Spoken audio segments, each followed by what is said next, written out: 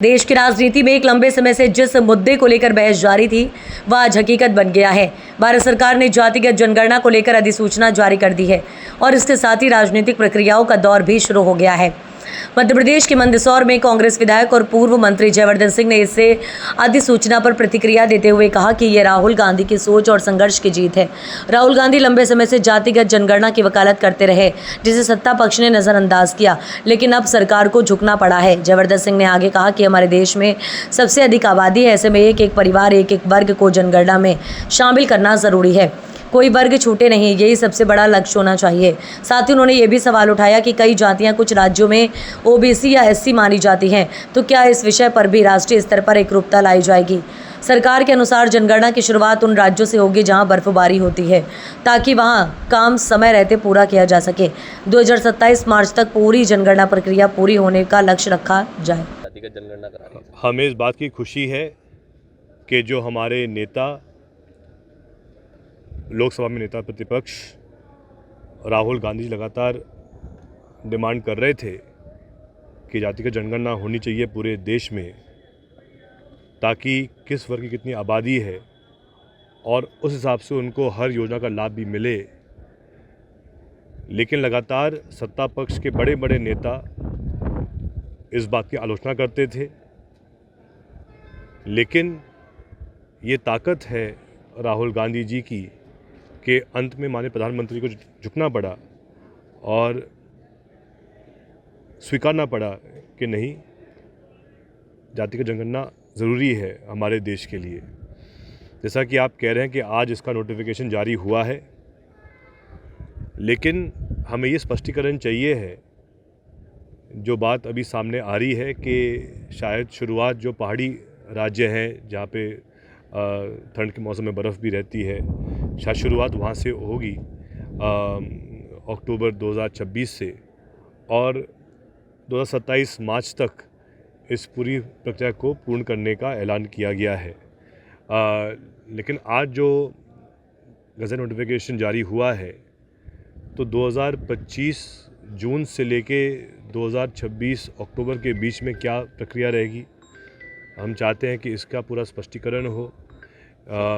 इसमें क्या क्या बिंदु रहेंगे, किस प्रकार से, क्योंकि आज जो समय है वो आधुनिक ज़माना आ गया है, किस प्रकार से जनगणना के लिए टेक्नोलॉजी का उपयोग किया जाएगा, इसकी भी हमको जानकारी चाहिए है। बस हमें चिंता एक बात की है, ऐसा ना हो कि जारी हो गया नोटिफिकेशन लेकिन ये टलता जाए 2033 तक। हम चाह रहे हैं कि 2028 के पहले ही ये पूरी प्रक्रिया पूर्ण होनी चाहिए है। तो अब देखते हैं, इसमें अभी तो सिर्फ नोटिफिकेशन जारी हुआ है, और क्या है कि आज पूरे विश्व में सबसे अधिक आबादी का देश हमारा भारत है, और जनगणना में एक एक समाज, एक एक वर्ग आना चाहिए है। मैं स्वयं सामान्य वर्ग से आता हूँ, लेकिन मैं इस बात को मानता हूँ कि चाहे अनुसूचित जाति समाज के लोग हों, चाहे अनुसूचित जनजाति समाज के लोग हों, चाहे पिछड़ा वर्ग समाज के लोग हों, चाहे अल्पसंख्यक विभाग समाज के लोग हों, सब के लिए जनगणना महत्वपूर्ण है। उसके साथ साथ जो सामान्य वर्ग के लोग भी हैं, जनरल वर्ग के लोग भी हैं, जो आर्थिक रूप से कमज़ोर हैं, उनकी भी इसमें गिनती होनी चाहिए है, ताकि हर वर्ग की इसमें जो ऐसे लोग हैं हर समाज के जो कहीं ना कहीं कमज़ोर हैं आर्थिक रूप से। मूल बात ये है कि भाई अगर कोई व्यक्ति आत्मनिर्भर है, करोड़पति है, उसको ज़रूरत नहीं है जनगणना की, लेकिन इसका मूल सबसे बड़ा उद्देश्य होना चाहिए है जनगणना का कि भाई जो व्यक्ति कमज़ोर है आर्थिक रूप से, जो निर्भर रहता है सरकारों की योजनाओं पर, क्या उसकी गिनती हो रही है, ये बहुत महत्वपूर्ण है। और हमें उम्मीद है कि ये सब चीज़ों को उसमें लिया जाएगा।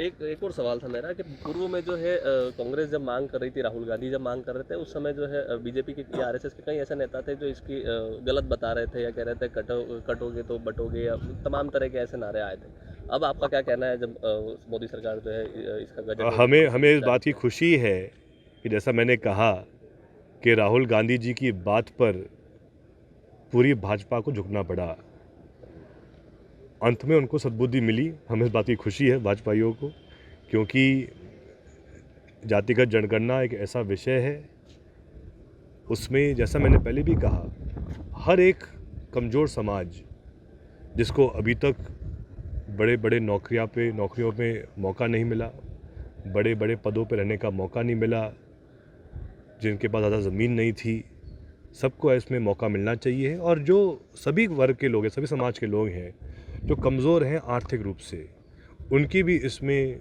पूरी जानकारी मिले, यही उसमें हमारी उम्मीद है। ठीक है।